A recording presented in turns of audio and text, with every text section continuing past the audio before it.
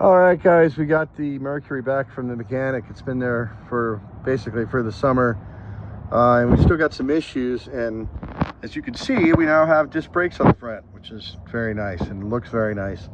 But that was a nightmare. The initial parts that I bought 65 T-Bird parts, and the spindles are a little bit too long.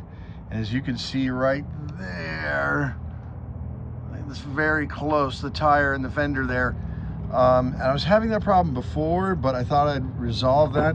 The gap is pretty good there, but I'm gonna have to try and shim that fender or something and move it forward so we have a little bit more space there. I don't have that problem on the other side, which is weird. But I had that problem when I first put this fender on, and then I thought I'd moved it far enough that I didn't have that problem anymore, but now it's back. And so the car definitely needs an alignment, and you have to be really careful. Like I was saying, I bought a bunch of 65 T-Bird parts, and then the spindles wouldn't work, and then so we ended up going with some Granada spindles, and then this kit right here is a Granada spindle kit. It's actually for like 50s Ford conversion kit. I got it off eBay. And it's just, if you search for a Granada spindle kit, that's what you'll find on eBay.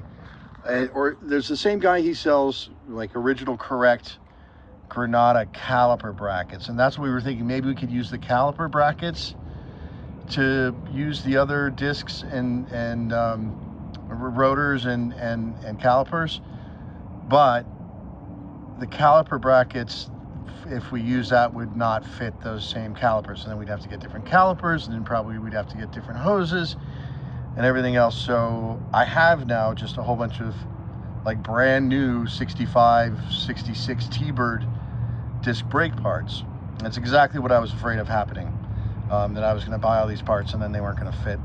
And I was hoping that the mechanic would sort of be able to prevent these problems, you know, by warning me like, oh, this isn't going to work. But we just kind of had to move forward with it, and then we ran into all these problems. And so anyway, so now that at least this is done, but we have some more problems now. The starter is sounding weird, and I've been through years actually of fighting with this starter, trying to get it to work right. We've already replaced the flex plate once, and I hope we're not already in a situation where that has to be replaced again.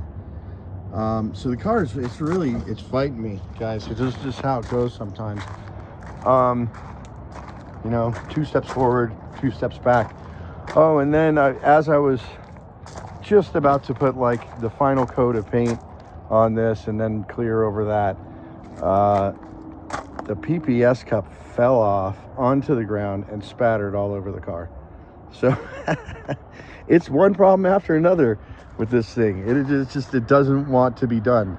So even though it's supposed to be done like now, it's not. And it's not going to be done a month from now or probably 2 months from now. I'm gonna have to just keep trying to move forward with this thing, and then hopefully eventually we get there. But also there's a new project coming, and that's probably what my next video is going to be. Either the next video will be this with finished paint on it, just to show you like a short or something, and then the next video after that is going to be the new project that's coming, and I'm going to be very disinterested in working on this once that gets here. So I just wanted to give you guys an update. I know we kind of left off before the summer unfinished, and unfortunately we're still unfinished. It had some other problems over here with some delamination. It was very hot the last day I painted, and so yeah, we had some delamination there.